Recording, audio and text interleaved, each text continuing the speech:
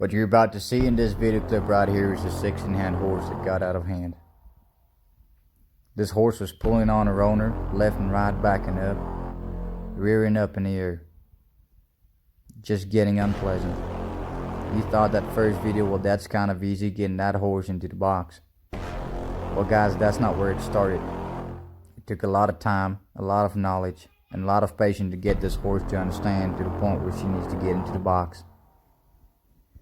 This horse didn't have any ground manners, any respect on the ground. She was pulling on you, she was rearing up in the air, she was backing up, she was pulling her ears back, she was throwing herself off of balance just because she's not focusing the right way. Come with me in this journey as I show you how I get this horse to get a positive mindset again, and get her to understand why I'm here.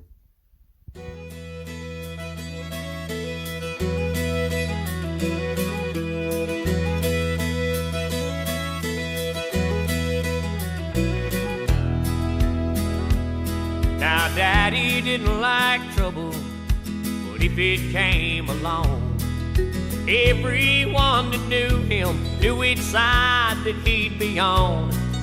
He never was a hero or this county's shining light, but you could always find him standing up for what he thought was right. He'd say, "You've got to stand for something or you'll fall for anything. You've got to be your own man, not a puppet on a string. Never compromise what's right and uphold your family name. You've got to stand for something or you'll fall for anything." Well guys, I hope y'all enjoyed the intro video of this video clip. If y'all did, like and subscribe on our YouTube channel and get in touch with me. I'm Walker from Horsemanship, and this is the journey of Catty Power, 16-hand horse that didn't want to get in the horse box. As I was explaining in the intro videos, this horse was dragging you around. She wasn't communicating with you. She wasn't focused. Her halter training wasn't at the right spot at the time. So I started with this horse and I figured, well, this horse doesn't really have a problem with the horse box. She has a problem on the ground, and her ground manners and fundamental steps and foundation ain't where it's supposed to be. And guys, most of the time, if we have a problem with the horse box, go back to your foundation steps, go back to your fundamentals, and make sure they're right at the right spot, at the right time, and that the horse understands it.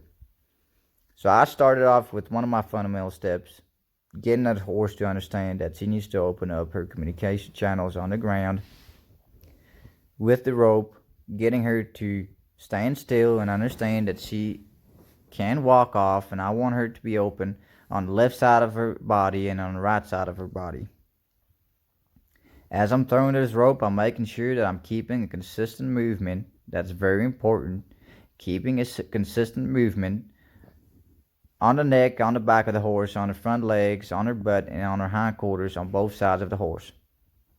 Once I had that in place and I got the horse to stand still and understand that, that's when I started with the blanket. As you can see me doing it right now in this video, I'm taking that blanket and I'm throwing it on her head, getting her to stand still and accept that pressure on her head. Now guys, this is a pretty cool exercise if you want your horse just to understand that they can take that kind of pressure on the head when they go into that box. You know, some horses, when they just go into that horse box, they get a fright just because their heads are going in, you know.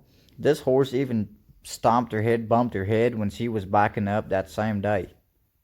Okay, so that's why I did this exercise, and I tell you right now, it's a great exercise. It's great to get that horse to understand that she can take pressure on her head. I'm just rubbing it, getting her to understand that I can rubbing her all over her ears, all over her neck, all over her head. Guys, once you get this done, you can put that blanket on her back and then just jump right back to your first steps that you did, throwing that rope around the front legs, keeping a consistent movement on the neck, on the back. As you can see me progressing down to her back legs and also her hindquarters on both sides of the horse. Once you have that in place, that's when I started with the whip. Okay. Now this horse was just crazy when it comes to this. I mean, she just did not want me to do any of this kind of things.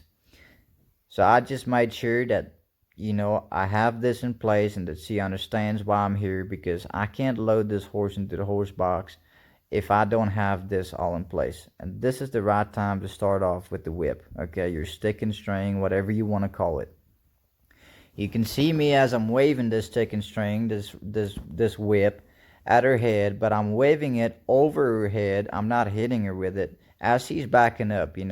I was just tapping on her butt, and she just said, Marco, I ain't gonna listen to you asking me to move forward with this stick and string. That's the moment in time that I decided, well, hell, if you want to just move off and go, I'm just gonna wave it at you. So eventually we got at the horse box ramp, and this is where everything started. Now I know that my fundamental steps are right, so everything I'm teaching this horse right now, she's supposed to take in. We might fight, we might get, step into a little bit of trouble, but she needs to understand that if I'm tapping with that whip, she needs to come forward. That's the end result that I want, okay? So as I was working with her on the ramp, all of a sudden she just, started jumping up and down, jumping up and down. Now this was like 40 minutes that I've been working here. I just took some cuts out, and I just thought, if you want to jump up and down, well, hell, fine. So I just bumped her on her head, and I bumped her with the whip on her chest, and I told her, listen, if you want to back up on me, well, let's back up. Guys, you won't believe it. This was the moment of time when this horse decided that she's done. She ain't gonna do this no more. Now this was about 2 hours into the session, guys, and this is what I'm trying to tell y'all. If you get your fundamental steps right, foundation steps right, this is what you're gonna get. A horse that understands and knows whenever you ask something, they need to listen. It's better off to stand still and communicate than to fight. That's the end result. Take care, guys, and may God bless you. Enjoy the rest of the video. Get in touch with me on Facebook, YouTube, and my email address. Y'all take care.